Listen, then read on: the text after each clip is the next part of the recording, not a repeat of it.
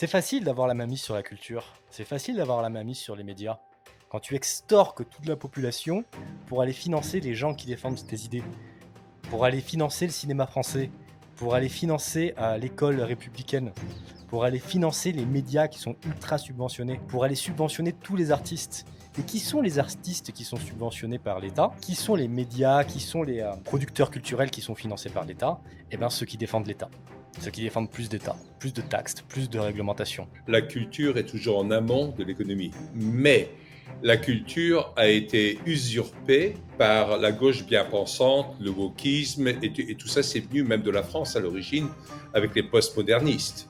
Pourquoi est-ce que l'État viendrait te prendre de l'argent à toi pour le donner à quelqu'un d'autre de manière arbitraire? Pourquoi est-ce que l'État viendrait te dire ce que tu as le droit de faire ou pas dans ton jardin qui est ta propriété privée? Pourquoi est-ce que l'impôt, qui est au mieux un contrat forcé, je te prends de l'argent et je t'offre des services de sécurité sociale, d'infrastructure, etc., ben, n'est pas considéré au mieux comme un contrat forcé et puis au pire comme du vol? Parce que si tu payes pas tes impôts, on te met un fusil sur la tempe et on t'emmène en prison. L'autre chose que Trump est en train de faire, c'est qu'il a dit pour chaque nouvelle réglementation que le Congrès et le Sénat, hein, le Congrès c'est la Chambre des représentants et le Sénat ensemble, pour chaque nouvelle réglementation qu'il voterait, il faut supprimer 10 réglementations existantes. Et j'ai le grand plaisir aujourd'hui d'accueillir le Guise, avec lequel on a déjà eu certains échanges, où j'ai eu la chance et l'honneur d'avoir été invité lors de la soirée électorale, où toi tu y étais, Olivier y était, Baptiste y était, et moi j'étais un des intervenants qui suis passé, et donc c'est comme ça qu'on s'est connus. Depuis, j'ai eu l'occasion de parler davantage avec Baptiste, avec Olivier, avec toi également, le Guise. Et tu m'as intéressé surtout tes points de vue politiques. Alors pour ceux qui ne savent pas, le Guise est franco-colombien. Je crois que tu as les deux nationalités, c'est ça? Oui, tout à fait. D'accord. Et tu es en Colombie en ce moment. Oui, Et exactement. donc, on a, je crois, 6 heures de décalage, quelque chose dans ce genre-là. Exactement, Peut-être oui. 5, je me souviens plus. Ça dépend où on se retrouve dans le pays. La Colombie a un seul fuseau horaire, je pense. Oui, c'est ça, sauf que la Colombie ne change jamais d'heure. Donc, quand il y a un changement d'heure en France, il y a un décalage plus ou moins important. Ouais, ouais, bah 1 heure de décalage, etc. Ça, c'est bien. Peut-être que en France, ils arriveront au moment de ne pas changer d'heure. Moi, j'ai vécu longtemps en Arizona et on est un des États, non, on est le seul État, non, je crois également Hawaï et la moitié de l'Indiana qui ne change pas d'horaire. Ah, intéressant. Je pensais que tous les États changeaient d'horaire. Non, non, Ok. si tu veux, le prétexte pour changer d'horaire, c'est pour avoir davantage de soleil. Et en Arizona, on a tout le donc c'est jamais un souci sur ce plan-là. Et écoute, on a eu l'occasion de parler un peu, de se connaître auparavant. Et moi, il y a un truc qui m'a beaucoup intéressé, c'est ta position, à défaut d'autres termes, j'allais dire idéologique. Tu te positionnes et tu te situes comme libertarien. Alors, pour qu'on ne fasse pas d'erreur ni quoi que ce soit, j'aimerais bien que, ou tu peux parler d'autre chose aussi au début, hein, c'est une conversation complètement ouverte, mais explique-nous ce que c'est que le libertarianisme tel que tu le comprends. J'ai l'habitude d'utiliser ces mots-là davantage en anglais qu'en français. En français, c'est pas encore tellement connu.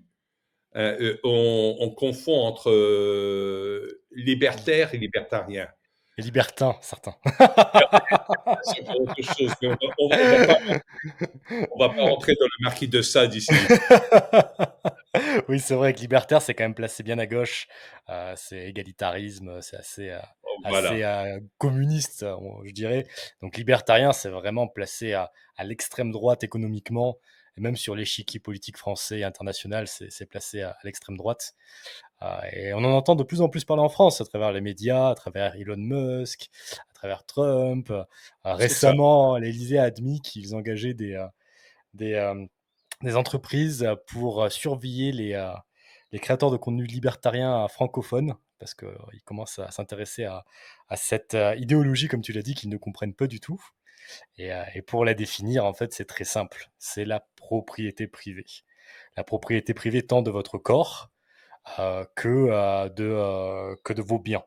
Donc, pour résumer ça simplement, en fait, c'est euh, la, le fait de faire ce que tu veux avec ton corps, tant que tu ne fais de mal à personne, évidemment, de faire ce que tu veux avec ta propriété, parce que à partir du moment où quelqu'un vient s'attaquer à ta propriété privée, c'est forcément du vol, c'est forcément de l'extorsion, par définition, ou du chantage. ou Hein. du chantage. Ça dépend comment on se présente. OK.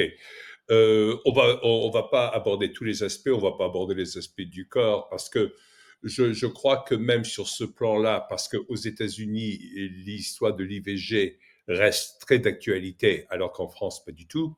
Oui, Que ce soit à gauche, à droite, etc., ça c'est bouclé. Mais la position de Trump, après que la Cour suprême a enlevé cette obligation qu'il y avait, le Roe v. Wade, Trump, comme chez pas mal de libertariens, notamment des Rand Paul et d'autres personnes comme ça aux États-Unis, euh, ça a été renvoyé dans tous les États. Ça, c'est la première phase du libertarianisme aux États-Unis, c'est que le gouvernement fédéral ne s'occupe plus de certaines choses, mais les États s'en occupent parce que c'est plus proche du peuple déjà. Et donc, le peuple va avoir davantage de choses à dire là-dessus. la décentralisation est primordiale. Et pour ceux qui ont vraiment jamais entendu parler du libertarianisme, je vais juste préciser ça très rapidement. C'est, pour faire simple, c'est extrêmement peu de taxes, voire aucune taxe, et aucune législation, à part en ce qui concerne la défense de la propriété privée de chacun. Et il y a deux grands courants chez les libertariens. Il y a les minarchistes. Je vais faire très court. Les minarchistes sont ceux qui pensent qu'il faut un État minimum qui est uniquement là pour s'occuper du régalien, des fonctions régaliennes, c'est-à-dire de la justice, de la sécurité et de la défense des frontières. Moi, je me range dans ce courant-là. Et puis, il y a les anarcho-capitalistes qui pensent que l'État n'est pas nécessaire du tout et que tout peut se gérer par le privé. On pourra développer cet aspect-là si tu le souhaites aussi.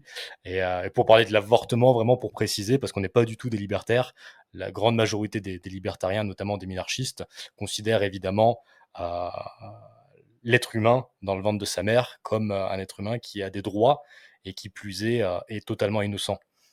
Je ferme la parenthèse. Oui. Ça fait partie des choses, c'est un peu ma position. Hein. Moi, je suis sur le plan américain, je suis un déclarationniste. Donc, je suis très partisan de la déclaration d'indépendance, encore plus que la Constitution. La Ok. Constitution, c'est déjà des lois qui ont été amenées par la suite pour limiter le pouvoir de l'État. Mais les déclarationnistes, qui a été écrit par Thomas Jefferson, qui lui était très libertaire dans son esprit, Libertarien. libertarien, ouais, pardon, libertarien. J'ai pas encore l'habitude de l'utiliser en français, libertarien, et où il y a le droit à la vie, à la propriété privée, à la poursuite du bonheur. Et la première Magnifique. chose, c'est la vie. Et donc, c'est pour ça que l'histoire de l'IVG est complexe, parce que si tu n'as pas le droit à la vie d'abord, après, qu'est-ce qui se passe, tu vois? Juste Exactement. une blague un peu là-dessus, qui est un peu une blague, c'est de l'humour un peu noir, je dois l'avouer, c'est que pour tous ceux qui sont en faveur de l'IVG, est-ce que vous avez remarqué que tous ceux qui sont en faveur de l'IVG sont déjà nés? Oui, exactement. Donc, donc ça fait partie des choses. Ok, écoute, j'aimerais rentrer directement, pas d'une façon systématique, pour commencer à examiner toute la philosophie du libertarianisme, mais plus dans son application de ce qui se passe. Et on peut parler de la France, on peut parler des États-Unis, on peut parler de la Colombie, on peut parler de tous les pays que tu veux, ça ne pose aucun problème. Mais comme il y a beaucoup de choses qui se passent dans le monde aujourd'hui, notamment avec la guerre en Ukraine, pas mal de choses, et dans les libertarianismes, a priori, nous sommes non interventionnistes et donc nous ne voulons pas commencer des guerres. Ça, c'est une des choses déjà que Trump avait fait dans son premier mandat. Il n'avait pas commencé de guerre. Et c'est la première fois depuis la nuit des temps qu'un président américain n'a pas commencé de guerre. Oui. Mais là, ça, c'est pas suffisant. Là, étant conscient de l'état profond et de beaucoup d'intérêts financiers dans le fait de commencer des guerres, dans le fait de faire des choses, ça passe dans ce sens-là. Je sais que Trump, quand il a parlé à la convention du parti libertarien, de nouveau aux États-Unis, il a été très très bien accueilli et je crois que les gens ont lourdement voté pour lui, même Libertarien, oui. parti. Oui, oui. Parce que il abonde dans ce sens. Alors, rentrons dans la complexité. Il leur a promis deux choses. Je pense que c'est intéressant. Lors de la convention libertarienne. Donc, aux États-Unis, il y a presque 20% des Américains qui se considèrent comme libertariens. C'est énorme. Mhm, Alors qu'en France, le mot n'est même pas démocratisé, comme tu le disais en début mhm. d'émission. Et les libertariens américains sont avant tout minarchistes, comme moi, comme je vous l'ai décrit tout à l'heure. Et il faut savoir que Trump avait promis deux choses aux libertariens lors de la convention annuelle, un espèce de grand événement où il avait été invité à parler avant les élections. Il leur avait promis de mettre un ou des libertariens à des postes importants au sein du gouvernement américain. On va voir s'il respecte cette promesse. Et la deuxième chose qu'il leur avait promis, qu'il a déjà respectée, c'est la libération de Ross Ulbricht. Oui, Ross Ulbricht, qui était le fondateur de Silk Road, ce oui, site oui. internet qui permettait de vendre et d'échanger sans payer de taxes et sans se faire légiférer par le gouvernement, par l'État. Oui, oui. Et donc ça a été fait, et ça, c'est une grande décision qui, dans certains milieux, bien sûr, il s'est fait attaquer, mais la richesse de Trump, c'est d'avancer tellement vite et de prendre tellement de décisions que la presse et les médias n'ont même pas le temps de se dire, tiens, il faut qu'on s'attaque à ça parce que ils sont désaltérés avec une lance à incendie, si tu veux. Ah oui, ils n'ont pas le temps de le diaboliser sur un sujet parce qu'il y en a un autre qui arrive 5 minutes plus tard. Voilà, voilà. Alors, je ne sais pas s'il va nommer des gens ou pas. Il avait Euh, dit au cabinet carrément, je viens de m'en souvenir, au cabinet qui a un poste exécutif aux États-Unis. oui, oui, Mm, oui. mm. Ben, ça sera soit un secretary ou bien un deputy secretary ou dans ce genre-là aux États-Unis.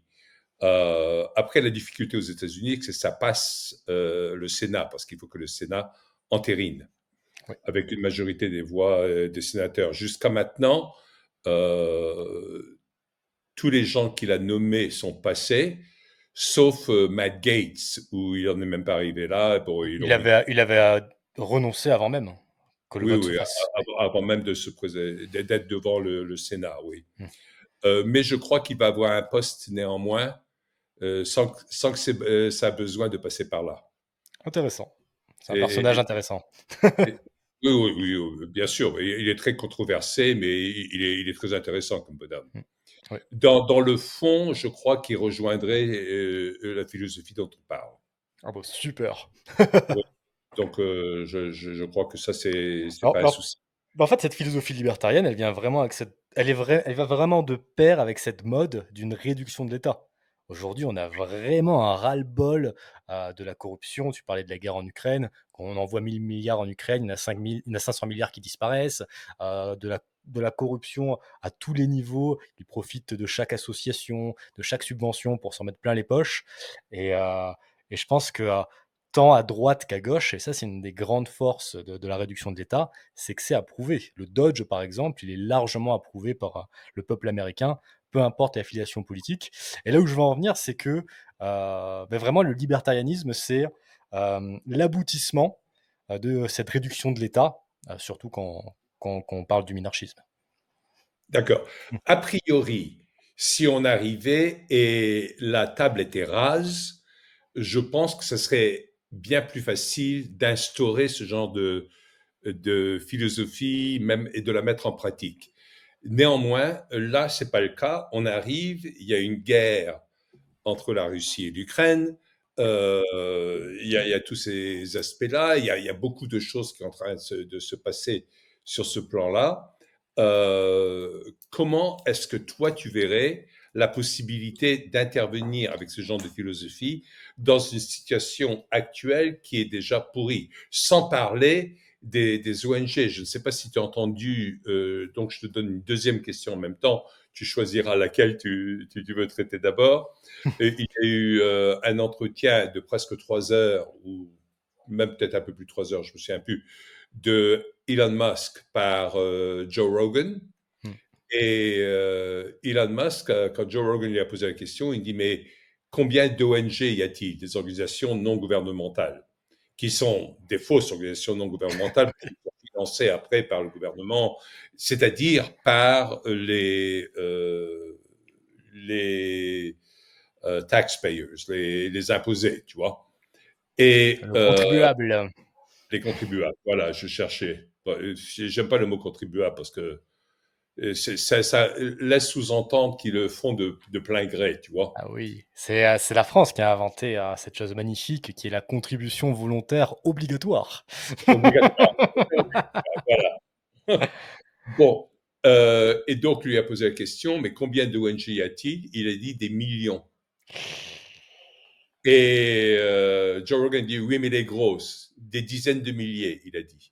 Hmm. Et donc là, il dit, on s'est attaqué à USAID, à différentes choses, mais derrière, et c'est ce dont profite tout l'État profond, c'est tous ces ONG, dont une des plus célèbres, c'est la Open Society de George Soros, Ah oui. qui a été interdite en Russie il y a plus de 10 ans déjà, hein, je crois. Ouais. Tu vois, par Euh, exemple, un libertarien te dirait moi, j'ai pas envie d'interdire une ONG ou une autre. Moi, j'ai envie qu'on arrête de la financer. Et puis, s'il y a vraiment des gens que ça intéresse, qu'ils les financent de manière volontaire. oui, mais on sait très bien que à partir du moment où elles existent, et là on va rentrer dans le vif du sujet, il y a des automatismes déjà préinstaurés dans le gouvernement où il y a des dons de la part du gouvernement qui vont directement envers toutes ces ONG. Et on a du mal à savoir à quoi elles servent réellement. La philanthropie est une des plus grosses arnaques qui existent aux États-Unis. Mais il n'y a pas qu'aux États-Unis, hein. Ah oui, dans le monde entier. En France, ne serait-ce qu'en France, il y a plus d'associations subventionnées que de PME. Presque 2 fois plus, hein. Ben, C'est c'est significatif. pour ça qu'il y a un peu plus de la moitié de l'économie qui passe par le gouvernement. Exactement, exactement. Et donc, alors, comment s'adresser à tout ça? Si quelqu'un qui avait tes convictions, ou disons si Trump avait tes convictions à fond, comment s'adresser à tout ça en ce moment? Alors, il y a 2 voies pour s'adresser à tout ça. Il y a la première, à laquelle je ne crois pas vraiment, qui est la démocratie et on va pouvoir développer ça. Je sais qu'aux États-Unis, le mot démocratie est très important et tout le monde y est très attaché. Mais malheureusement, la démocratie, c'est, une, majorité de votants, qui, décide, pour, tout le pays et tous les 5 ans, on laisse la possibilité à une communiste comme Kamala Harris de potentiellement prendre le pouvoir. La démocratie, c'est un permis de violer la propriété privée, d'autrui. La démocratie, c'est le meilleur moyen, d'arriver au pouvoir en achetant des votes. Je, vais prendre, 400 € à John et je vais vous donner 100 € à chacun, à vous 4. J'ai perdu un vote, mais j'en ai gagné 4. Donc malheureusement, la démocratie est très perverse et c'est pour ça que la démocratie va petit à petit vers plus de socialisme à chaque fois. Parce que la démocratie, ouais, toujours, malheureusement, dans tous les pays, toujours un Ben, peu plus de... tous les pays communistes se sont dits démocratiques. Oui, dont la C'est France. euh, la République démocratique de Chine.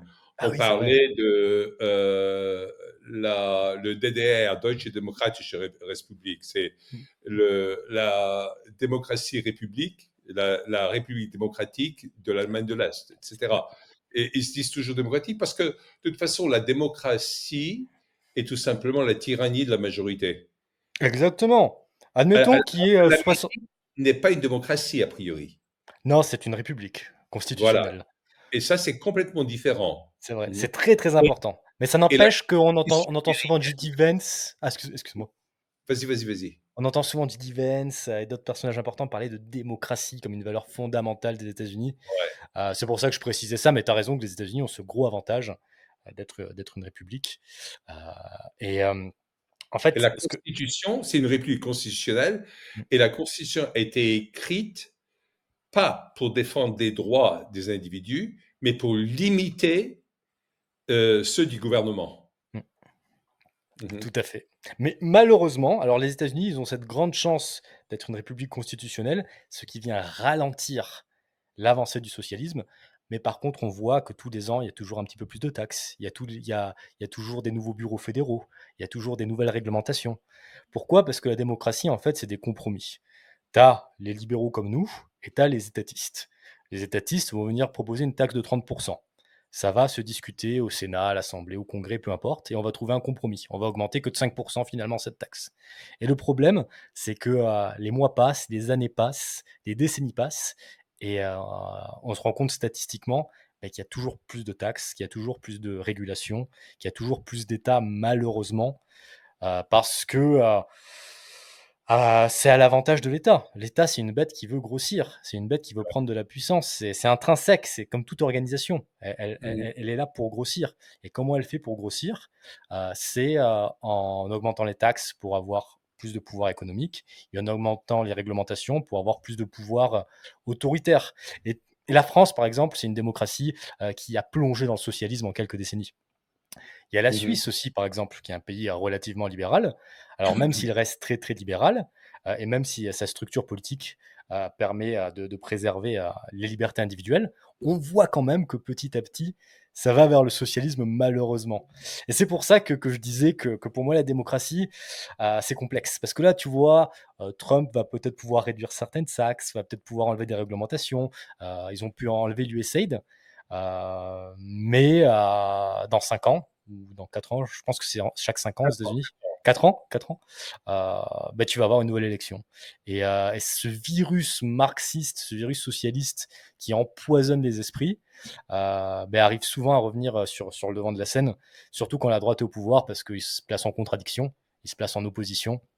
Et, euh, et via la démocratie, pour répondre à ta question concrètement, excuse-moi, je suis parti loin, mais Non, c'est bien. via la démocratie, il y a un espoir avec des gens comme Javier Milei, avec des gens comme Trump, s'il va vraiment dans une direction libertarienne, parce que lorsque les gens en ont vraiment marre de cet état profond, comme aux États-Unis, où on ne peut pas le nier, il y a un attachement à la liberté individuelle qui est plus grand que dans la grande majorité des pays du monde, ou en Argentine, lorsque les gens n'ont plus rien à bouffer dans le frigo, eh bien, ils se réveillent. Ils se disent, peut-être que tout ce socialisme, peut-être que tout ce marxisme, peut-être que tous ces mensonges, toute cette extorsion, cette redistribution, ben, ça marche pas. Et c'est là où il y a la possibilité de faire une guerre culturelle. Parce qu'il y a toujours deux aspects, en fait. Il y a l'aspect utilitariste, les résultats. Et quand les résultats sont nuls, eh ben, on peut commencer à communiquer sur les principes. Et les Mhm. principes, c'est pourquoi est-ce que l'État viendrait te prendre de l'argent à toi pour le donner à quelqu'un d'autre de manière arbitraire? Pourquoi est-ce que l'État viendrait te dire ce que tu as le droit de faire ou pas dans ton jardin qui est ta propriété privée? Pourquoi est-ce que l'impôt, qui est au mieux un contrat forcé, je te prends de l'argent et je t'offre des services de sécurité sociale, d'infrastructure, etc., ben, n'est pas considéré au mieux comme un contrat forcé et puis au pire comme du vol? Parce que si tu payes pas tes impôts, on te met un fusil sur la tempe et on t'emmène en prison. Oui, et C'est la, puis fi- même, c'est la finalité. par exemple, la propriété privée, quand on est propriétaire terrien de sa maison, de sa terre, en principe, tu es censé être propriétaire. Mais si tu ne payes pas tes impôts fonciers, on te pique ta propriété. Donc Et en fait, ça. je ne sais pas si tu es au courant, mais il y a une loi qui vient de passer en Floride Ok. où ils ont supprimé Ah l'impôt oui, foncier. ça c'est magnifique. Ça, c'est extra, Ils l'ont, ça. c'est extra. Alors, ce serait bien que ce soit de manière indéterminée. Je crois que pour l'instant, c'est simplement pour une période donnée. Ils ont extendu une période qui était déjà faite. C'est pour un certain nombre d'années. Mais dans l'absolu, en fait, ça donnerait tout son sens au mot propriété. Parce que si, comme tu le dis, tu ne payes pas tes impôts fonciers, l'État a le droit de venir prendre ta propriété. Au final, tu n'es jamais propriétaire. C'est l'État qui est propriétaire et qui te loue ton terrain. L'autre chose que Trump est en train de faire, c'est qu'il a dit pour chaque nouvelle réglementation que Congrès et le Sénat, hein, le Congrès c'est la Chambre des Ah représentants et oui, le Sénat ensemble, pour chaque nouvelle réglementation qu'il voterait, il faut supprimer 10 réglementations existantes. c'est magnifique. C'est exceptionnel. Alors moi, je suis désolé de toujours venir me faire un peu le rabat-joie. Alors je pense qu'il a changé depuis Trump. Il a l'expérience de la présidence, c'est son deuxième mandat, il n'a plus rien à perdre parce qu'il ne peut pas être réélu de nouveau. Lors de son premier mandat, il avait dit qu'à chaque nouvelle réglementation, on en enlèverait deux. Au final, ça n'a pas vraiment été fait. Il y a eu plus de réglementations en fin de mandat qu'en début de mandat. Euh, on ne peut pas prédire l'avenir sur ce qui s'est passé dans le passé. Donc j'espère que cette fois-ci, il sera en mesure de mettre en place ce qu'il dit à ce niveau-là. Ben, c'est-à-dire, il n'a pas peur d'utiliser les arrêts exécutifs. Ça, c'est vrai. Alors qu'il avait plus peur lors de son premier mandat. Parce qu'ils peuvent être très facilement renversés par le Congrès, Oui. Et là, il a le etc. congrès de son côté de manière assez. Voilà, pendant un certain temps. On va voir comment ça va durer, mais il est en train de faire des choses qui sont tellement populaires sur ce plan-là que ça le suit. Alors, est-ce que tu vois une possibilité de renouement, de rapprochement des mouvements populistes par rapport au libertarianisme? Ah oui, alors du moins, il s'y intéresse, il surfe sur la vague. En France, on entend beaucoup Sarah Knafo, on entend beaucoup Marion Maréchal, on entend beaucoup Abascal en Espagne, on entend Meloni qui fricote avec Musk en Italie, en Argentine, Milei est considéré populiste d'extrême droite, Trump à la base, c'est un populiste dans le bon sens du terme. Et tous ces mouvements-là sont en train de surfer sur cette vague du ras-le-bol de l'État, de la réduction de l'État, des gens qui veulent retrouver leur liberté. Mais c'est très intéressant ce que tu as dit tout à l'heure quand tu as parlé de culture, et c'est là où il faut faire très attention. Breitbart, qui est mort à 44 ans, je crois, mais Breitbart existe encore comme média et c'est en train de croître. Lui, c'est lui qui avait créé la phrase que j'aime beaucoup, c'est que la culture est toujours en amont de l'économie. Et de la politique. Mm, Et de la politique, oui, mm, de tout le reste, quoi. C'est la mm. culture qui vient d'abord. Mais la culture a été usurpée par la gauche bien pensante, le wokisme, et tout ça, c'est venu même de la France à l'origine, avec les postmodernistes, Oui, qui ont pollué toutes les facs américaines. Ensuite, ils sont fait aider par l'école de Francfort, par Herbert Marcuse, pour amener des tactiques tout ça au marxistes. siècle dernier, hein, ça date pas d'il y a 10 ans. Ah Genre, oui, c'est oui, c'est oui. quelque chose qui date en France, hein. Le wokisme, c'est français à la base. À la base, c'est le postmodernisme. Mm, C'est tout tout à ça. fait. Mais c'est Et très c'est simple. Derrida, c'est Lacan, c'est tous ces gens-là. Oui, waouh. Foucault. Ouais. Moi, je connais un nom sur deux que tu as cité, donc je suis impressionné. Mais c'est très Oh, simple, parce ben, que. si tu veux, moi j'ai grandi à cette époque, hein. Donc Ah oui, c'est vrai, aussi. j'ai connu tout ça. Moi j'ai suivi des cours de Lacan. Ah oui, Et OK. j'ai suivi des cours avec Ricardo, avec pas mal de gens comme ça, etc. Avec Donc, Ricardo, l'économiste? non, non, non, non. Ricardo, pas Ah OK, Ricardo. parce que Euh, Ricardo, c'est il y a plusieurs siècles, Ouais, j'ai ouais, ouais, buggé. non, non, non, non, C'est tout. tu remontais à l'époque du malthusianisme et tout ça, non. Je suis parti loin, Non, oui. non. Ah non, je suis Et pas en si vieux que ça. Non, un petit non, détail, en non, fait, par rapport à ça, qui est très important, je me permets de te couper parce que je pense oui, que oui. c'est très important pour les gens qui vont nous écouter. C'est facile d'avoir la main mise sur la culture, c'est facile d'avoir la main mise sur les médias. Quand tu extorques toute la population pour aller financer les gens qui défendent tes idées, pour aller financer le cinéma français, pour aller financer l'école républicaine, pour aller financer les médias qui sont ultra subventionnés, pour aller subventionner tous les artistes. Et qui sont les artistes qui sont subventionnés par l'État?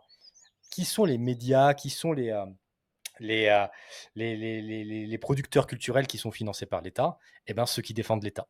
Ceux qui défendent plus d'État, plus de taxes, plus de réglementation. Bien sûr. Et donc, on en revient à une des limites de la démocratie, malheureusement. Euh, et et c'est pour ça, en fait, que lorsque les Argentins n'avaient plus rien à bouffer dans le frigo, ils ont commencé à écouter les idées de liberté, ils ont commencé à écouter Milei. Javier Milei, il a un plan sur 40 ans pour faire de l'Argentine une minarchie. Javier Milei, il ne croit pas que faire disparaître l'État soit réaliste. Il pense que c'est utopiste. Il se dit philosophiquement anarcho-capitaliste. Moi aussi, je pourrais me dire philosophiquement anarcho-capitaliste, parce que dans l'absolu, la propriété privée, c'est la propriété privée. Cependant, il a un plan en 40 ans parce qu'il croit qu'il peut arriver en 40 ans, donc en faisant élire ses successeurs, à une minarchie en Argentine. Une fois que tu arrives à une minarchie, que tu y sois arrivé via la démocratie sur plusieurs décennies, le pari que fait Javier Milei, j'ai pas de boule de cristal, je sais pas si ça va marcher, même si j'ai mes doutes, ou que tu le fasses via la force, comme l'a fait Pinochet par exemple. Il était assez proche d'une minarchie, Augusto Pinochet. C'était extrêmement Oui. libéral, une défense absolue de la propriété privée, pas absolue, mais minarchique, on va dire. Tu dois forcément la maintenir par la force. Parce que si tu restes dans un processus démocratique, pourquoi est-ce que tu voudrais faire voter de nouvelles taxes? Pourquoi est-ce que tu voudrais faire voter de nouvelles réglementations? Pourquoi est-ce que tu voudrais donner l'opportunité aux politiciens étatistes, socialistes, de venir voter de nouvelles réglementations, taxes via la démocratie, si ton objectif, c'est d'avoir un État réduit qui s'occupe uniquement du régalien? À partir du moment où ton État s'occupe uniquement du régalien, la démocratie ne peut faire que le faire dériver vers du socialisme. Donc moi, je suis plutôt quelqu'un, moi, je suis un minarchiste monarchiste. C'est-à-dire que je ne crois pas en la démocratie, malheureusement. On va dire que Milei, c'est la dernière petite chance que je donne à la démocratie. Sinon, j'y crois pas. Sinon, je pense que ça va forcément vers le socialisme, le Non, mais il communisme. y a pas mal de gens qui n'y croyaient pas. Tu sais, Reagan, que tu le sais parce qu'on a eu l'occasion de parler de ça. Moi, j'ai eu l'occasion de le rencontrer Ah oui. et de Tu es passer proche du de temps. lui, je pense que tu as bossé dans son département de finances. Non, non, non, j'étais pas. J'étais chairman financier du Parti républicain en Arizona. Hein, c'est Ah, tout. ok, c'est bon. C'est rien d'extraordinaire. Non, moi, je l'ai Ah, quand rencontré même. à l'époque parce que j'étais allé derrière le rideau de fer pour passer en douce des documents de l'Agvalesa de Solidarité et Waouh. qui amenait la libération des prisonniers politiques en Pologne. Donc, Waouh. ça c'était complètement différent. Mais peut-être à une autre occasion, on pourra parler de ça. Ah, mais c'est Là, c'est pas le exceptionnel. sujet. Mais c'est pas le sujet là. Mais Reagan également, et lui, il avait dit que dans son speech d'inauguration en tant que président, pour son premier mandat, il avait dit: In this present crisis, government is not the solution to your problems, government is the problem. Il a dit: dans cette crise actuelle, le gouvernement n'est pas la solution à vos problèmes, le gouvernement est le problème. C'est lui également qui a dit, et c'est devenu quelque chose de très célèbre aux États-Unis, le plus grand mensonge qui existe dans la langue anglaise, c'est je viens de la part du gouvernement et je suis là pour vous aider. Il avait dit autre chose d'exceptionnel, c'est que la liberté peut se perdre en une génération. Je pense que ça a Ouais, marqué les Américains aussi. c'est vrai. Mais par contre, il était complètement contrôlé par le complexe militaro-industriel par lequel passe énormément d'argent et donc il y a énormément de puissance. Moi, je suis tout à fait d'accord avec toi que il faut affamer la bête. C'est la seule façon de le faire. Il faut couper les vivres à la bête, c'est-à-dire au gouvernement, etc.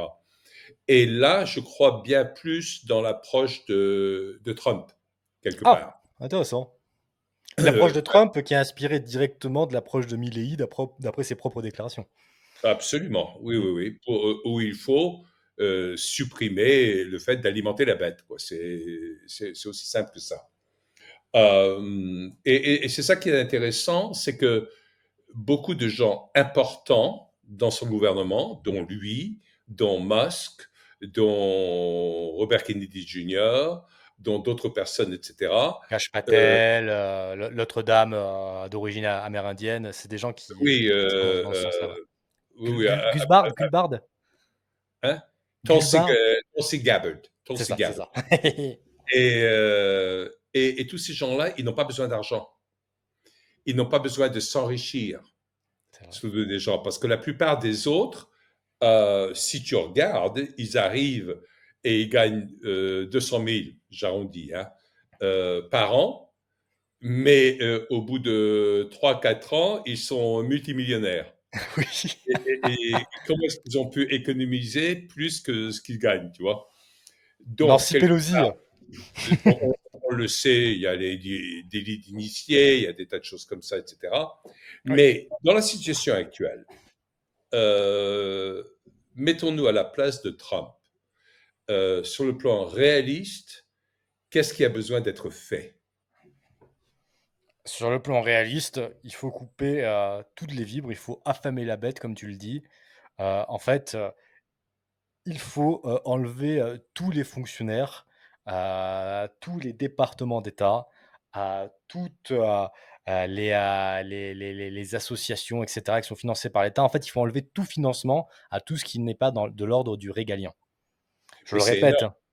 Ah, c'est énorme, mais si on veut arriver à une monarchie, si on veut arriver à un gouvernement libertarien dans le sens le moins extrême du mot libertarien, dans le sens minarchiste, il faut que l'État s'occupe uniquement de la défense du territoire, de la sécurité et de la justice. Parce que le problème, c'est que dès que tu sors du régalien, si moi je te prends de l'argent à toi, John, pour financer un département d'éducation, un département culturel, un département de santé. À partir de ce moment-là, je suis en train de te forcer à financer quelque chose auquel tu ne crois pas forcément. Mhm. L'exemple le plus marquant, c'est dans certains États américains ou en France, où il y a des exemples comme ça, il y en a des millions et des millions, hein, et je pèse mes mots. Quand on force un catholique euh, traditionnaliste, à financer l'avortement. Qu'est-ce que Mhm. c'est que cette histoire? Tu viens prendre de l'argent à des catholiques pour venir financer quelque chose auquel ils ne croient absolument pas, quelque chose qui est abject à leurs yeux, pour financer des avortements, des pilules, de la propagande pro-avortement. Et en fait, l'idée, c'est de vraiment limiter l'État donc au régalien pour que les libertés individuelles de chacun soient respectées. Moi, je préfère que toi, John, tu gardes ton argent pour financer les choses qui te tiennent à cœur, pour financer, je dis n'importe quoi, mais pour financer l'Arménie, pour financer la Russie ou Écoute, l'Ukraine. j'ai réussi quelque chose comme ça. À l'époque, j'étais un peu dans la politique, dans les années 90. En Arizona, on a réussi à créer des écoles charterisées, c'est-à-dire qui sont reconnues par l'État en tant qu'école, les enfants vont à l'école, etc., etc. Mais on peut donner de l'argent directement à l'école à la place des impôts d'État. Magnifique. Pas de l'État fédéral, mais de l'État d'Arizona, par exemple. Oui. Et on a été contre-attaqué tout de suite par l'opposition, etc., et en disant, ben oui, mais vous allez faire des choses dedans. Par exemple, les gens vont pouvoir lire la Bible dans ces écoles. Oui, Quelle horreur! Quelle horreur! ça fait partie du livre, etc. Et donc, c'est pas un problème. Ils ont dit, mais donc, il n'y a plus cette séparation entre l'Église et l'État, ne serait-ce que d'Arizona. Eh bien, on a réussi notre coup, figure-toi, et ça, j'en suis très fier. On était 7 sur un comité qui avait réussi à amener ça. C'est que l'argent que tu donnais à une école était déductible des impôts, pas Génial. de l'assiette fiscale, mais des impôts que tu payes à l'État. Et donc, tu pouvais ne pas payer d'impôts à l'État du tout et tu finançais les écoles. Et la façon dont on a réussi à faire passer ça, c'est que il n'y a pas de problème de séparation parce que l'argent n'était pas entre les mains de l'État encore. Ah oui! Tu vois? Donc parfois, il faut réfléchir en termes de loi, etc. Ah oui! Et donc, on a réussi à contourner ça et ça existe encore. Et à l'époque, on avait réussi, il y avait une école. Et aujourd'hui, déjà, cette école-là, qui est complètement privée et qui prend de l'argent des impôts dans ça, mais elle n'a pas d'argent pour des bâtiments, des choses comme ça, on les finance à part. En l'espace de quelques années, il y en a déjà une vingtaine, une trentaine, une Ah, quarantaine c'est d'écoles comme ça, magnifique. etc. Et, et on a réussi à implanter ces écoles même dans des quartiers très défavorisés. Et en l'espace de 2 ans, ils ont eu les mêmes résultats qu'ailleurs. La liberté, le Bien sûr. privé. Et donc, ça marchait, et ça marche du tonnerre, c'est extraordinaire, Waouh! etc. Les gamins portent des uniformes dans ces écoles, tout ça, etc. C'est propre. Il y a pas de problème de rappeurs et tout ça. Il y a pas de... Tu sais qu'en faisant Mais ça, tu as fait bien plus pour la liberté que n'importe quel politicien français. si tu veux, bon, et c'était pas que moi, hein, on était 7 dans le comité, donc moi je vais pas tirer la couverture à moi, mais j'étais très content d'y participer et c'est une des réussites que je considérais qui était pas mal. Mais maintenant, Revenons à tout ça. Toi, tu limites le pouvoir à des aspects régaliens.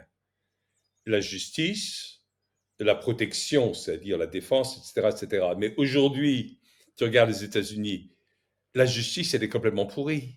Ah bah oui, Et la défense est complètement pourrie. comme en France. Là, là, ils sont en train de s'attaquer à la défense avec Musk et tout ça. C'est un gros morceau. Mais la justice, elle est pourrie également.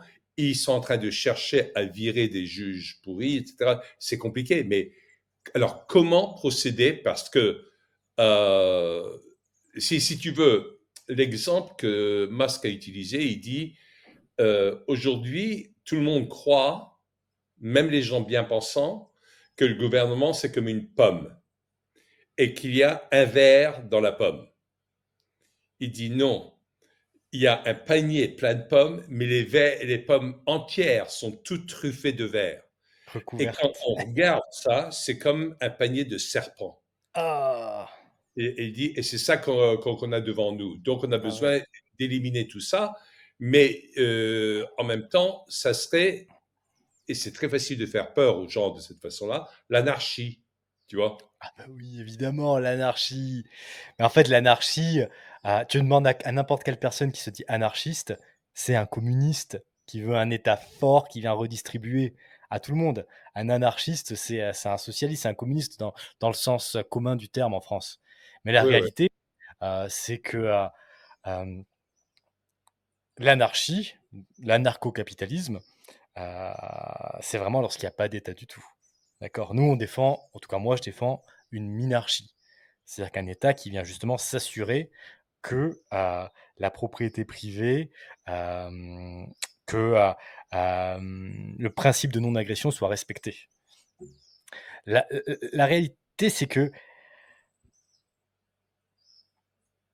le libéralisme, pour pas employer le mot anarchie, le libéralisme, c'est le stade de la civilisation le plus développé, dans le sens où c'est le stade où on fait vraiment civilisation, on fait vraiment société. Parce que le libéralisme, c'est quand on échange tous les uns avec les autres, de manière consentie. Toi, Mhm. John, tu veux mettre tes enfants dans une école catholique, ton voisin, il veut mettre ses enfants dans une école athée, heu, chacun met ses enfants dans l'école qu'il souhaite avec son argent, au lieu que l'État vienne te prendre 50 de ta création de richesse. Le Ben, ils vont libéral supprimer, ils parlent de supprimer le département. Quand on dit le l'éducation, département, en Amérique, c'est un ministère de l'éducation. Ouais, ouais, ça, c'est c'est ça. une chose. Et en Et, fait l'anarchie, dans son sens, le plus étymologiquement respecté, l'anarchie, en fait, c'est tout le monde qui échange de manière consentie. Le libéralisme, c'est à moi, je veux te vendre un service à toi, John, qui te semble intéressant et que tu es prêt à payer. Le socialisme, l'État, c'est John, je viens de te prendre ton argent par la force pour aller financer mon copain, le Guise, qui a une entreprise dans la santé, par exemple. Le socialisme, il faut bien que les gens comprennent, c'est que c'est un état de guerre constant où on vient tous se battre pour prendre l'argent des autres par la force. C'est Frédéric Bastiat qui disait ça très très bien. L'État, c'est la grande illusion à travers tout le monde, s'efforce de vivre à travers tout le monde. En fait, plus il y a d'État, plus il y a de communisme, plus il y a de socialisme, plus on est dans une guerre constante où on veut tous venir utiliser la force ouais. de l'État pour s'extorquer les uns les autres. Moi, j'aimais bien Bastia parce qu'il avait énormément d'humour. Tu sais que c'était le livre de chevet préféré de Reagan, Mais Bastia? non, je savais pas, mais ça m'étonne pas. Ouais, c'est intéressant, hein. Ouais. Mais alors que la plupart des Français connaissent même pas Bastia, tu vois. Mais bon, Bastia disait les exemples types qu'il disait avec beaucoup d'humour. Il disait c'est tous ceux qui fabriquaient des bougies, des chandelles, voulaient que l'État impose le soleil pour concurrence déloyale. Et moi, Bah, d'ailleurs, l'État français est en train de le faire. L'impôt soleil, je sais pas si tu l'as vu passer. non, non, non, j'ai pas vu. C'est quoi? Maintenant, ils vont imposer les gens qui utilisent des panneaux solaires. Ah oui, bah, voyons. Ils vont imposer les gens à leur consommation d'électricité. Heu, c'est magnifique. Ils font toute une propagande pour l'écologie. Les gens installent des panneaux solaires. Ça crée un vide d'imposition, vu qu'il y a moins d'impôts qui rentrent, vu qu'il y a pas encore d'impôts sur les panneaux Ouais. solaires. Donc cette mafia vient créer un impôt sur les panneaux solaires. Un Ouais, impôt soleil. et c'est un peu comme récemment, ils ont dit, on va imposer on va créer un impôt en plus pour tous les retraités qui touchent plus de 2 000 € par mois, parce que pendant cette période, il faut qu'on soit tous solidaires, hein, solidaires, égalitaires, etc. C'est pour ça que sur le plan culturel, dans un pays comme la France, ça va être très difficile de changer les choses parce que ça fait plus de 2 siècles depuis la Révolution française où le côté égalitaire a été mis dedans. Je viens de faire un enregistrement là-dessus d'ailleurs, où je dis même Napoléon, qui est sorti, puis il est devenu empereur, etc., mais il est sorti de la Révolution française, et lui, il a dit, tout comme Louis XIV avait dit l'État c'est moi, Napoléon avait dit la Révolution c'est moi. Aïe, aïe, aïe. Et il a amené un phénomène qui a cassé l'économie au 19e siècle, dans le sens où avant, dans des fermes, la France était très agricole encore à l'époque, et ce qui se passait, c'est que quand le père venait à mourir, c'était le fils aîné qui récupérait la ferme et qui s'en occupait pour commencer, puis ensuite, lui, il se débrouillait avec ses frères pour faire ce qu'il avait besoin de faire, etc. Napoléon a instauré une répartition égale entre tous les frères. Et pourquoi est-ce que toi, John, qui a travaillé toute ta vie, qui a sué toute ta vie, qui a investi toute ta vie, qui a pris des risques toute ta vie, tu n'aurais pas le droit de léguer ce que tu as créé à qui tu as envie de le léguer? Pourquoi est-ce que c'est à l'État de décider à qui tu dois le donner et comment tu dois le répartir? Parce que Là, on parle du principe, hein.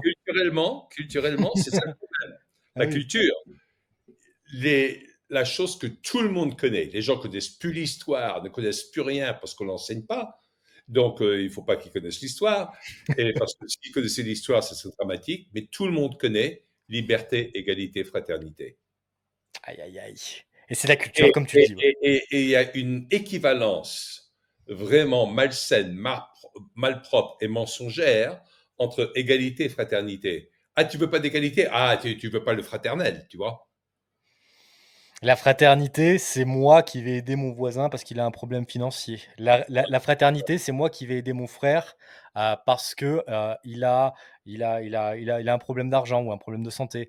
La Mhm, fraternité, c'est moi qui vais donner une association qui me tient à cœur parce qu'ils veulent aider, les ex-militaires qui se retrouvent aujourd'hui à la rue.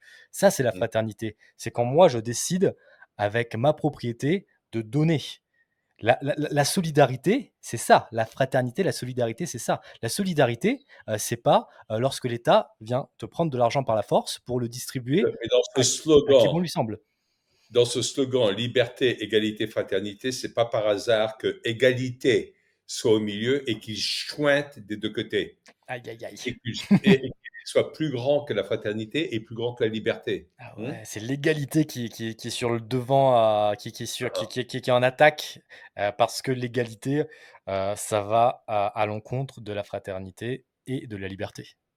Et comme on ne peut pas faire confiance aux gens bêtes, bah, c'est l'État qui va décider comment répartir l'égalité. Exactement. Alors ça, c'est pas tes mots à toi, c'est les mots de l'État, c'est les mots du Ouais, ouais, socialiste. exactement.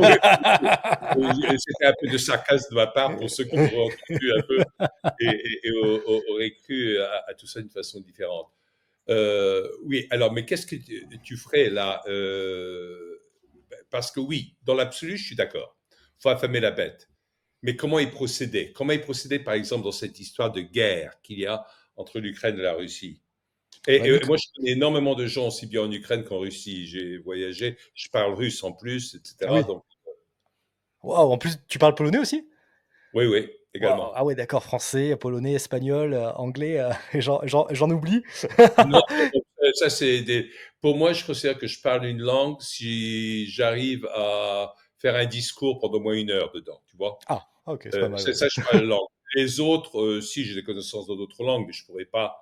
Mais celles que j'ai citées, tu les maîtrises? Oui, ça va. Oui, c'est ça. Exceptionnel. Et en fait, j'aime bien revenir sur les principes. Tu me dis, hein, si je vais trop sur les principes. Non, non, j'aime bien, ouais. OK. Le principe de base, c'est si toi, John, tu préfères l'Ukraine et que tu as envie d'aider le peuple ukrainien, tu as envie d'aider l'État ukrainien dans sa lutte contre la Russie, mais rien ne t'empêche de faire des dons. C'est sûr que quand l'État vient de te prendre 50 de ta richesse, c'est plus compliqué de donner. Mais dans un monde libre, heu, pourquoi est-ce que ce serait à l'État français de trancher sur qui est-ce que les individus français doivent aider? Pourquoi est-ce que, l'ensemble des individus français, qui ont des origines russes ou qui ont des affinités avec la Russie ou qui pensent que la Russie est dans le juste, dans le vrai, moi je ne le pense pas, mais je vous donne un exemple. Mmh. Pourquoi est-ce que ces gens-là, on devrait les extorquer, leur prendre l'impôt pour aller financer, l'Ukraine? La réalité, c'est qu'à la base de la base, le mouvement, libertarien pense qu'il ne faut pas du tout d'interventionnisme. C'est une guerre qui ne nous regarde pas, c'est une guerre, d'un peuple assez similaire, de frères, slaves les uns contre les autres. Mmh. Ce n'est pas à l'État français de dire: «Je vais prendre, 500 000 000 à tous les individus français, heu, pour aller les donner à l'Ukraine». Ça n'a absolument aucun sens, sachant qu'on peut faire des dons tout simplement. La 2e chose, c'est que, sur le principe, un État, qui déclare une guerre, il le fait au nom de tous les individus malheureusement et en général, ce n'est pas celui qui déclare la guerre qui va envoyer ses enfants, se faire, exploser en 1000 morceaux. Donc là, on est vraiment sur les principes. Quand on revient sur l'utilitarisme, je suis complètement aligné avec Trump évidemment. Il faut arrêter de financer cette guerre, il faut arrêter de mettre, des pièces dans la machine, à détruire des vies humaines, à détruire des vies, occidentales, des vies slaves, peu importe d'où elles proviennent, mais Mmh. mettre de l'argent dans de la guerre. Alors, on va revenir OK, sur ce qu'on disait au début, ça mais c'est bon. en Maintenant, on est d'accord, on est sur la même longueur d'onde. Comment est-ce que tu appliques des lois là-dedans? Est-ce qu'il y a de la place dans ta philosophie, dans ton approche de la philosophie, à un droit international? bah, c'est constitutionnel en fait. En fait, en fait, une monarchie, ça se limite à une constitution et dans cette constitution, heu, l'État qui est là pour défendre les frontières du territoire, n'est là que pour intervenir, que si, bah, les frontières, si le pays, est en danger. Si Ben, demain c'est l'Allemagne c'est ce qu'ils ont dit. Ils ont dit que, l'Ukraine était justifiée dans le fait de se défendre parce que la Russie l'a envahi.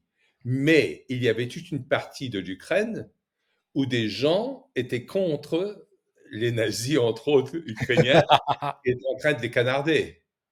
Même chose en Crimée. En Crimée, où c'était 97% des gens qui ont voté pour rallier la Russie, parce que la Crimée a toujours été russe. C'est, je pense, si je ne m'abuse, en 64, que Khrouchtchev, qui était lui-même ukrainien à l'époque de l'URSS, avait rattaché la Crimée à l'Ukraine oui.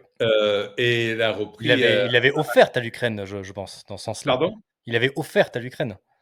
Oui, il a offert à l'Ukraine Mmh. lors d'une soirée et d'une grande beuverie.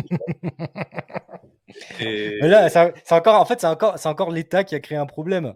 Qui ouais, était cet homme d'État pour avoir le droit, d'offrir, la Crimée à l'Ukraine? ouais. En fait, on essaie de régler des problèmes qui ont été créés par l'État.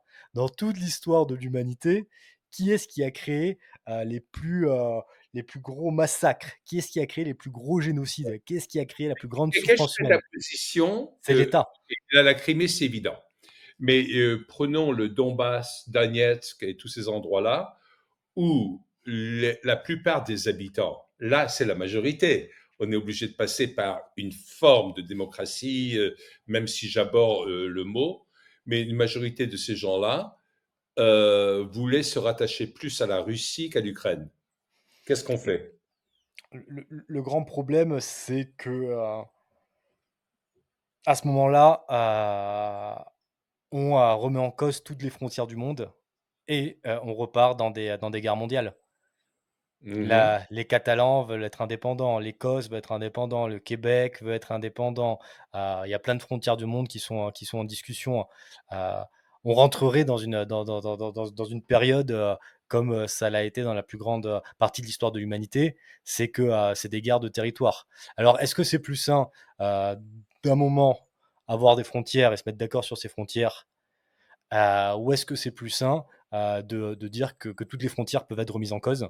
Moi, je pense, par exemple, que prenons le gouvernement américain ou le gouvernement français, on en revient à la même chose, je suis désolé, mais le gouvernement américain et le gouvernement français ne devraient pas avoir à intervenir dans cette histoire-là, et il n'y a que les individus qui peuvent intervenir. Si ton fils John a envie de prendre les armes parce qu'il a envie de défendre l'Ukraine, ou si ton fils John a envie de donner la moitié de sa fortune parce qu'il a envie de défendre l'Ukraine, ben, le gouvernement ne devrait pas pouvoir l'empêcher de le faire, que ce soit du côté russe ou du côté ukrainien. Mais c'est vraiment la politique de Trump laquelle je défends. C'est pas d'interventionnisme. Parce qu'à ce moment-là, tu peux trouver des injustices partout dans le monde et tu peux envahir la moitié de l'Afrique. Des chrétiens se Ouais. font décapiter à longueur de journée. En Asie aussi, il y a des musulmans qui sont mis dans des camps de concentration, etc., etc. Je veux dire par là, c'est que l'interventionnisme, c'est la porte ouverte à toutes les guerres. C'est Je la porte comprends, ouverte. je suis Mais tout à fait d'accord, mais il y a un mais truc, juste un point que j'ai envie de rajouter très rapidement, c'est que quelque chose qu'il faut garder en tête, c'est que c'est aussi un excellent moyen de blanchir de l'argent. Combien de personnes s'enrichissent lorsque Biden envoie des centaines et des centaines et des centaines de milliards à l'Ukraine? Combien de personnes ont des surfacturations, des contrats privilégiés, l'argent qui est caché? Mais excuse-moi, je te laisse reformuler la question ou me la répéter parce que je pense que j'y ai pas répondu d'après ton si message. tu as répondu, la question que j'ai, et elle est là depuis la nuit des temps, c'est qu'il y a des entités qui existent, comme la CIA, comme l'USAID, etc., qui ont financé la fausse rébellion de Maïdan, les soi-disant révolutions de couleur, et qui font que ça agit. Tu sais, une des premières révolutions de couleur, tu sais ce que c'est que les révolutions de couleur? Ça, c'est les révolutions qui sont passées en Ukraine? La révolution qui est passée en Ukraine, la révolution de Maïdan en C'est 2014, celle-ci? OK. Je c'est connais une celle-ci, révolution mais pas les de couleur. je sais que c'était la même chose, mais non. Il y a eu des révolutions de couleur, on les appelle parce qu'elles sont souvent associées à une couleur, le rose, l'orange, des trucs comme ça, et ils le font pour de la communication dans beaucoup de pays arabes. Ça a été OK, fait. d'accord. En fait, c'est à l'international, c'est pas une révolution précise. OK. Du tout. Ça, c'est ce qu'on appelle les révolutions de couleur et qui, la plupart du temps, sont financées par la CIA, par différents moyens, etc., qui ont été décrites par Brzezinski dans son livre Le Grand Échiquier en 1997. Et la première révolution de couleur, depuis la création de la CIA, en fin de compte, c'était pas dans les pays arabes, c'était mai 68 en France. C'était financé par la CIA. OK, waouh! D'accord, OK. Ah oui, non, en fait, d'un point de vue historique, heu, tu es, une encyclopédie. Non, non, non. Parce Non, que mais je, comment parce que parce que je comment trouve est-ce pas que mal. ça, c'est quelque chose qui est prouvé que mai Ouais, 68 est ouais, financé par ouais, la ouais, CIA? ouais, ouais, ouais, C'est ouais. parce que c'est quelque chose que j'ai jamais entendu, par exemple. Ben, et pourquoi est-ce que Kennedy est mort également? Il y avait plusieurs raisons. Premièrement, il s'était mis contre ce que la CIA faisait en Afrique, avec l'élimination de Lumumba au Congo et tout ça, etc. Et il voulait réduire les armes nucléaires. Il avait obtenu un accord de la part de Khrouchtchev à l'époque. Il avait obtenu un accord de Gaulle, mais l'Israël était contre, Ben Gurion était contre, et il y a eu des lettres très sévères qui sont parties de JFK et de son frère RFK à ce sujet. Et une des théories, après, c'est que le Mossad était impliqué également dans Parce la que mort de... Israël avait déjà accès à l'arme nucléaire ou pas encore? Elle était en train de la développer. OK, donc ils voulaient les arrêter dans ce développement. OK. Voilà. OK, Parce qu'il et cherchait à réduire dans des accords, tu vois. Donc ça, c'est un peu plus complexe. On est en train de sortir du libertarisme classique parce qu'il y a des enjeux quand même qui sont pressants dans ces cas-là, tu vois. bah, les enjeux pressants, c'est comme, la Russie, par exemple. Aujourd'hui, la Russie, elle a l'arme nucléaire. Plein de gens ont peur de la 3e guerre mondiale, mais la réalité, c'est parce qu'il y a plusieurs acteurs qui ont des armes nucléaires, des armes égales, qui fait qu'on est un monde, beaucoup plus stable que dans le passé. Heu, C'est vrai. on est 10 voisins, on a tous l'arme nucléaire, personne ne va attaquer personne.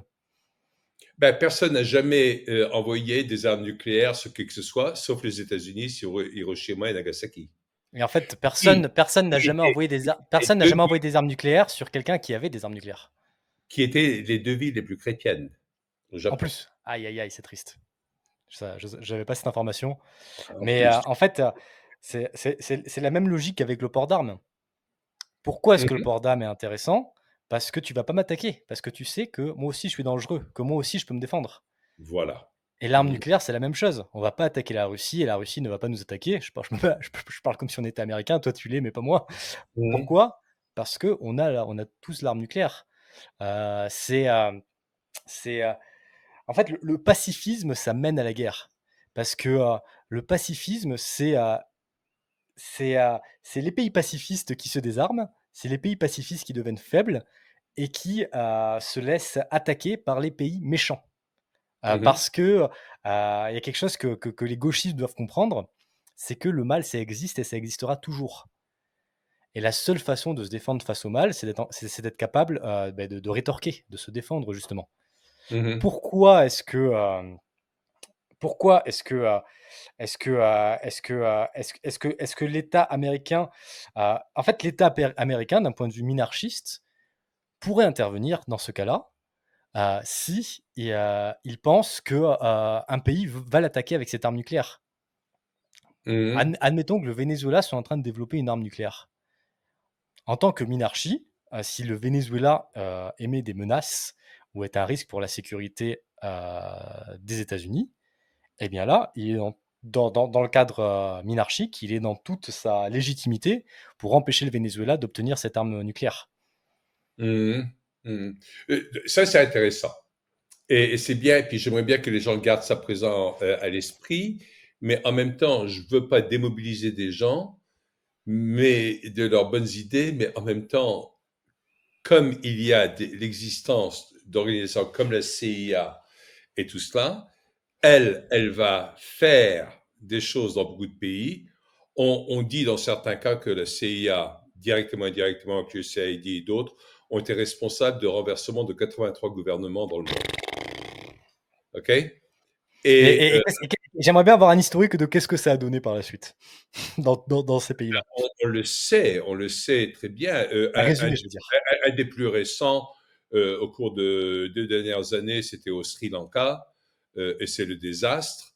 Alors que le Sri Lanka, quand il était vraiment dans une mauvaise situation, et je ne veux pas prendre un côté ou l'autre, mais c'est des faits, la Russie a envoyé du pétrole gratuitement. Pas en tant que prêt, mais pour qu'ils s'en sortent, etc., pour un certain temps.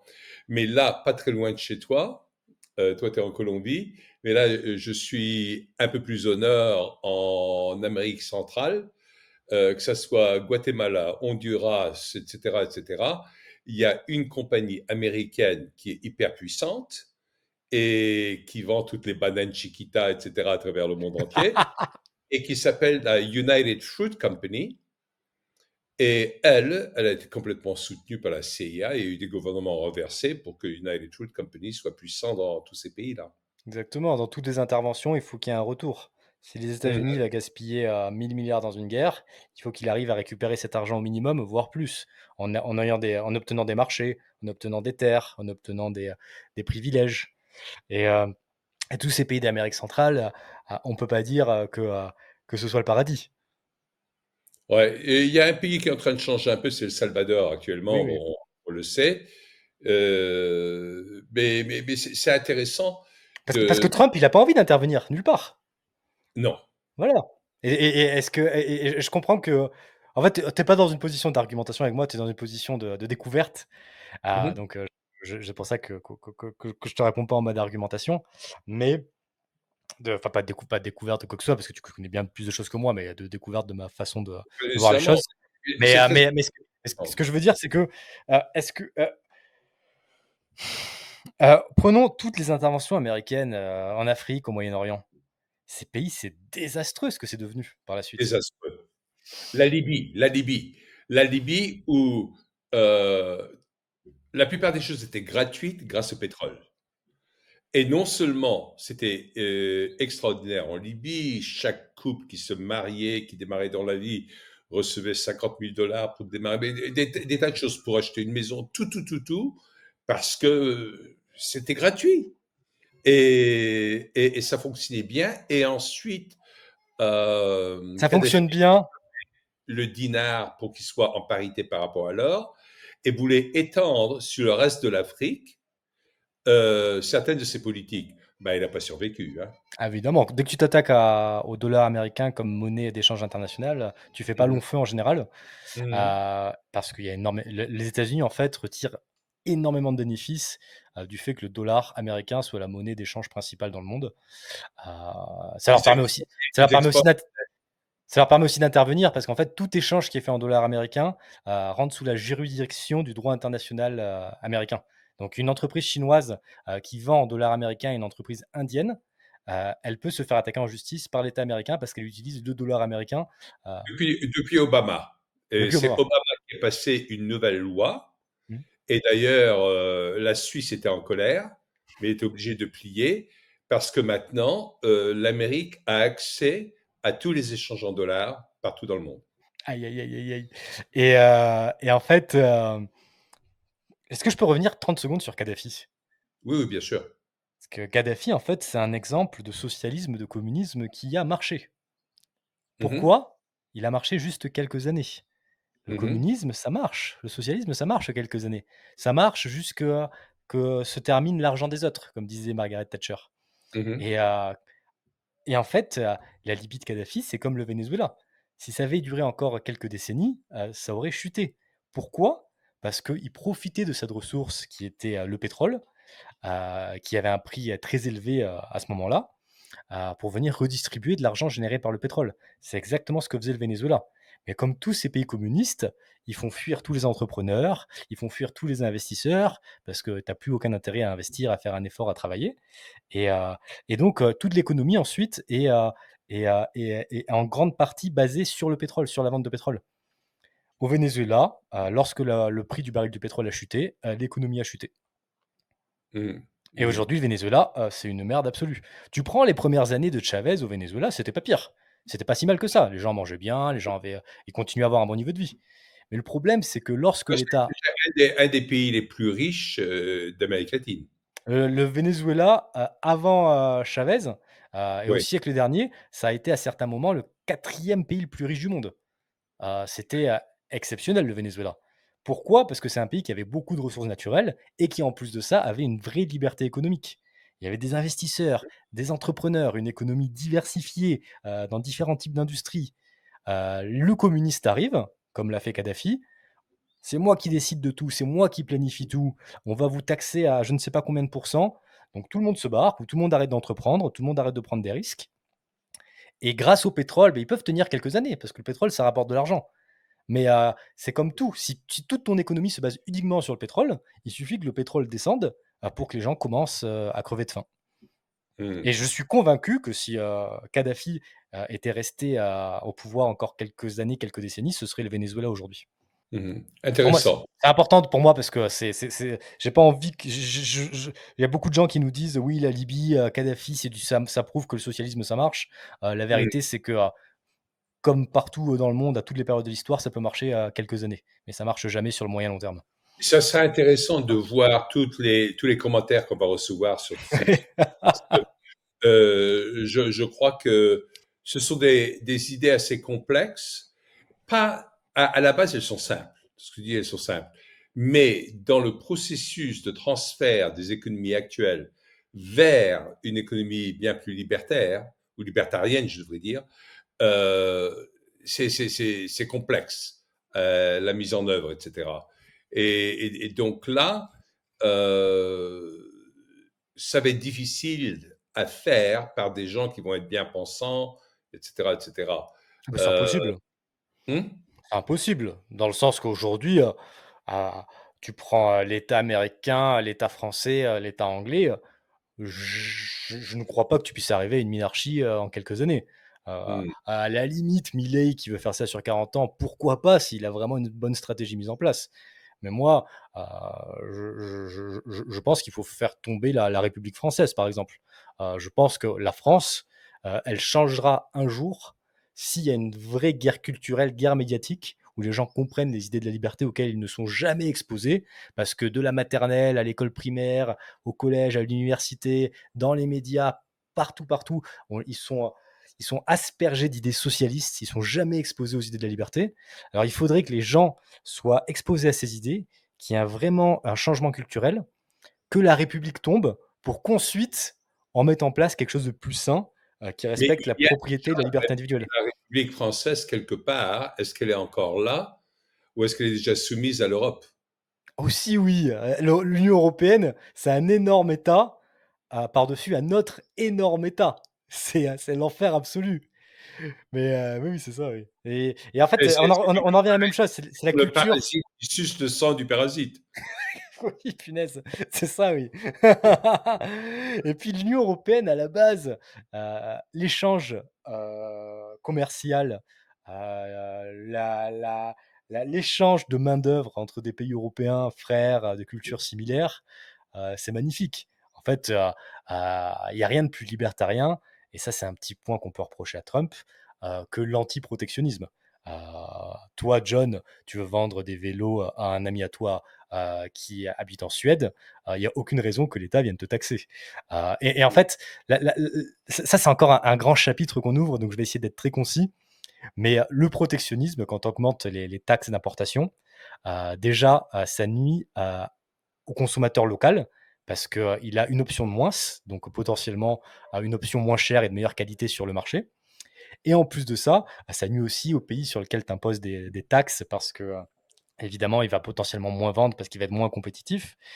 Heu, le protectionnisme, en fait, c'est un bouton, pour, développer le communisme à l'échelle internationale. Moi, j'ose croire que Trump ne l'utilise que comme arme de négociation et qu'il va pas vraiment mettre en Il place faut sa folie aussi. protectionniste. Et donc pour revenir à ta question sur l'Union européenne, il y a tellement de sujets, qu'il faut en fait, c'est un thème très, très, très, très gros. Mais, pour vraiment terminer rapidement là-dessus, un État, d'après l'idéologie libertarienne n'a pas son mot à dire quand 2 individus échangent de manière consentie, que ce soit au sein du pays ou à l'international. Et en fait, à la base, l'Union européenne, c'était un truc qui était presque anti-étatique, dans le sens où ça venait enlever des règles. Ça venait enlever, des règles sur, le commerce, par exemple. Mais malheureusement, comme, toute, bête étatique, socialiste ou, démocratique ou pseudo-démocratique, ça grandit et ça grandit. Et aujourd'hui, tu as des bureaucrates à Bruxelles qui te disent de quoi doit être composée la frite qui est vendue dans le sud de l'Italie. Ouais, ouais. C'est vrai, j'ai acheté du fromage l'autre jour et je regarde tous les ingrédients et c'était marqué que c'était fait à base de lait anglais, qui n'est même pas dans l'Union européenne. Oui, c'est vrai. Ouais, donc c'est assez extraordinaire. Oui, mais Mais à la limite, pourquoi pas? Mais la mmh réalité, c'est qu'aujourd'hui, l'État français, il taxe tellement les agriculteurs, il taxe tellement les éleveurs, il les réglemente tellement qu'un pays qui n'a pas autant de taxes et pas autant de réglementation, il peut venir mettre, sur le marché français un produit moins cher et de meilleure qualité. Comme les j'ai fruits qui entendu des agriculteurs dire que, par exemple, si on élève des vaches pour du lait, aujourd'hui, pour s'en sortir, il faut au moins 1000 vaches. ah sinon c'est pas rentable. Sinon, c'est pas rentable. Ben, donc ça, tout qui est censé être fait pour une égalité pour les pauvres petits, ben, c'est en train de faire exactement le contraire. Ah oui, exactement. Parce que c'est les gens qui ont de l'argent, c'est les gens qui ont du capital qui peuvent se permettre, d'outrepasser ces barrières à l'entrée. Ouais. Mais le jeune entrepreneur qui veut se lancer, quand il est surtaxé et surréglementé, il fait pas le poids face à la multinationale qui a les reins solides et qui peut se permettre de perdre de l'argent pendant un certain temps, le temps qu'ils obtiennent leur marché pour être rentables. La Ben, réalité, c'est que c'est anti-créatif, c'est anti-créateur, c'est anti-imagination, c'est anti tous ces aspects-là. Moi, je me souviens, parce que j'avais une entreprise pendant un certain temps en France, puis on vendait des tas de choses différentes. Et puis, j'ai regardé, on voulait avoir on avait une bombe pour un produit pour nettoyer les vitres, etc. OK. Et j'ai appris qu'il y avait des règles où il fallait que la bombe soit de 500 millilitres et qu'il fallait qu'elle soit haute de temps, que le diamètre en bas, parce qu'elle était cylindrique, soit de comme ça, etc. Et moi, je disais, mais ça veut dire que si d'un seul coup, moi, avec les gens qui travaillaient avec moi, des chercheurs avaient trouvé que même c'était mieux pour l'écologie, mieux pour n'importe quoi, peu importe. Si on avait une bombe sphérique, on peut pas, parce qu'elle n'est pas aux normes européennes. C'est fou, c'est fou. Et la réalité, c'est qu'il y a rien de mieux que le marché pour trancher ça. Le Mais bien marché, en sûr, fait, c'est la plus belle des démocraties, mais dans le sens réel de la démocratie. C'est que tu payes avec chacun de tes euros, avec chacun de tes dollars. pour Si arrêter de dire démocratie, il faut dire la plus belle des libertés, c'est tout. Ouais, Oui, c'est vrai, oui. Parce que la réalité, c'est que si une bombe, répond plus aux besoins de la population, bah, les gens vont aller acheter cette bombe-là. bien sûr. Point à la ligne. Il y a pas besoin de réglementation à la con. Si les gens estiment qu'une bombe de forme sphérique est meilleure pour eux, pour leur environnement ou pour je ne sais quoi d'autre, peu importe, c'est très subjectif tout ça, beh, les gens vont acheter cette bombe plutôt que l'autre. Heu, c'est comme tous les produits, le lait, les voitures, Mmh. tu peux aussi acheter aussi idéologiquement. S'il y a une entreprise qui transmet des valeurs qui ne te plaisent pas, beh, le marché te permet de ne pas aller dépenser de l'argent dans cette entreprise, mais aller dépenser dans l'argent dans une entreprise concurrente qui a des valeurs plus proches de la tienne. Mmh. Aujourd'hui, l'Union européenne, ça vient te dire à toi John, à toi Thomas, à toi Nicolas, à toi Roberto, qu'est-ce qui est bon pour toi? Qui de mieux placé que Roberto lui-même pour savoir ce qui est le mieux pour lui? Pour savoir s'il préfère une bombe sphérique ou une bombe, droite? Et et pourquoi voter, pour des, bureaucrates qui vont décider que quelque chose est mieux qu'une autre, alors que le marché permet déjà de le faire directement, sans avoir à passer par tous ces bureaucrates. Mais la réalité, c'est que tous ces bureaucrates, s'ils créent pas des règles à la con comme ça, sur, la hauteur, la forme, les millilitres et cetera, s'ils passent pas leur temps à créer des règles, à créer des taxes et cetera, ils ont plus de travail. Je veux dire, Ah oui. dans une minarchie, il y a plus besoin de politiciens. Il y a plus besoin Mmh. de personnes qui viennent pondre des règles à la con, qui viennent faire des discours à la con, qui viennent proposer tout ça. Et C'est pourtant, ce sont eux qui ont le pouvoir et qui peuvent continuer à décider de ces règles, etc. Écoute, Guy, sinon ça va être un peu trop long pour excuse-moi. l'enregistrement. Il faudra qu'on reprenne tout ça avec l'idée de quel est l'espoir, comment est-ce qu'on peut faire, comment est-ce qu'on peut contribuer chacun à notre place pour ce genre de choses. Il faudra que ce soit la prochaine idée sur le prochain débat qu'on va faire Plus pour qu'on positif. rentre dans des idées où les gens se disent si ils aiment par exemple ce que tu es en train de dire, mais quelle est la prochaine étape? Parce que sinon au début c'est assez perturbateur Ah de oui, connaître oui. la vérité, mais là, quelle est la prochaine étape? Qu'est-ce que je dois faire à mon niveau, tu vois? Est-ce Donc, que je peux répondre pour ça, pour que les gens restent pas sur leur faim de manière très, globale et ensuite on pourra le développer? rapidement, puis après, Voilà, on fera une autre où ouais. on rentrera plus dans des détails. De manière très, globale, aujourd'hui, les États sont des mafias qui ont la main mise sur les territoires, sur les pays et concentrez-vous sur vous-même. Essayez de faire un maximum sécession de ces États. Essayez de vous faire le moins extorqué possible. Pour arrêter de financer ces grosses bêtes immondes. Essayez d'échanger directement avec votre entourage. Si vous échangez, du lait, contre des œufs avec votre voisin, l'État ne vient pas taxer, l'État ne vient pas réglementer. Essayez, d'être le plus libre possible en vous défendant par vous-même. Alors je sais que dans certains endroits, c'est pas autorisé, mais avoir des armes à feu pour se défendre soi-même, à payer le moins de taxes possible, choisir l'école dans laquelle vous envoyez vos enfants, choisir votre assurance de santé privée, vous coupez au maximum de cet état, dystopique, c'est la solution maintenant. C'est concentrez-vous sur vous-même, sur votre famille, sur vos proches et ça c'est un chemin vers la liberté magnifique. Et la 2e étape, pour donner du positif, c'est participer à cette guerre culturelle, à cette guerre médiatique, pour que lorsque ces États chuteront, on mette en place quelque chose, de beaucoup plus sain, heu, honnête et libre, que les dystopies dans lesquelles on est arrivé aujourd'hui malheureusement. Il faudra, et merci pour ces conseils. Il faudra qu'on fasse une autre session où on pourra approfondir certains cas spécifiques et voir comment on peut le faire. Parce que l'État aujourd'hui a tellement de tentacules que c'est très difficile d'y échapper, hein, par des tas de choses. Si, par exemple, tu donnes quelque chose à ton voisin et lui, en contrepartie, il vient euh, tondre ta pelouse, par exemple, aujourd'hui, l'État peut intervenir et demander les charges sociales que tu aurais payées même si tu le payais.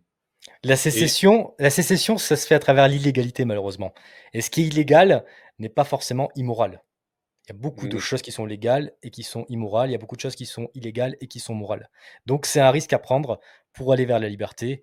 Mais est-ce que c'est pas ça la vie aussi? Est-ce qu'on n'est pas à si on était au paradis, et que tout serait facile et qu'on serait tous libres, la vie n'aurait aucun sens. Est-ce que la vie, c'est pas se battre face au Léviathan justement, face au totalitaire qui veut te contrôler? ben, sur ces mots, le Guise, merci beaucoup. Ce fut un plaisir de t'écouter. Et j'espère que vous tous qui avez écouté, vous avez perçu un air de fraîcheur venant de la part de Le Guise et que, ben, commentez. On peut voir des commentaires et surtout, faites ce que vous pouvez pour que d'autres personnes puissent écouter ce genre de prestations. Donc, partagez, likez, faites tout ce qui est nécessaire et on est ravis de vous avoir là et de nous avoir écoutés. Le Guise, Merci merci beaucoup. beaucoup pour cet entretien et puis à très bientôt. Hein. Merci beaucoup John, c'est génial d'être invité par quelqu'un comme toi. Ciao tout le monde. Ciao.